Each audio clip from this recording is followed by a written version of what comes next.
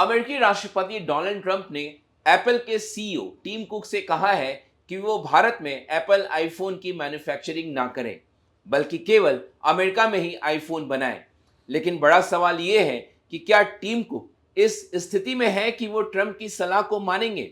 Global trade research initiative का कहना है कि अगर एप्पल आईफोन का मैन्युफैक्चरिंग केवल अमेरिका में करती है तो इसका खामियाजा अमेरिकी नागरिकों को तो उठाना ही होगा, साथ ही साथ एप्पल के लिए आईफोन बनाने की लागत भी बढ़ जाएगी।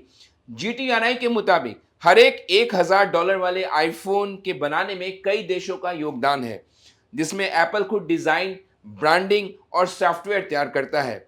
इसके जरिए वो $450 कमाता है। अमेरिका की कंपनियां क्वालकॉम और ब्रैडकॉन मिलकर $80 कमाते हैं। इसके अलावा ताइवान जो चिप बनाती है उसे $150 मिलते हैं। दक्षिण कोरिया को स्क्रीन और मेमोरी के लिए $90 मिलते हैं। जापान को कैमरे के लिए $85 मिलते हैं।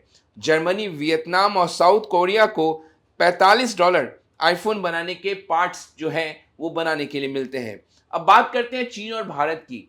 चीन और भारत को केवल $30 ही मिलते हैं, यानी केवल 3% आईफोन के कॉस्ट का। लेकिन इस हिस्से को बनाने के लिए चीन में जहां 3 लाख कर्मचारी जुटे हैं, वहीं भारत में 60,000 लोग आईफोन बनाने में लगे हुए हैं। ट्रंप इसी काम को अमेरिका में करवाना चाहते हैं क्योंकि वहां पे नौकरियों के अवसर पैदा होंगे। लेकिन एप्पल के इस फैसले से आईफोन बनाने की लागत बढ़ जाएगी।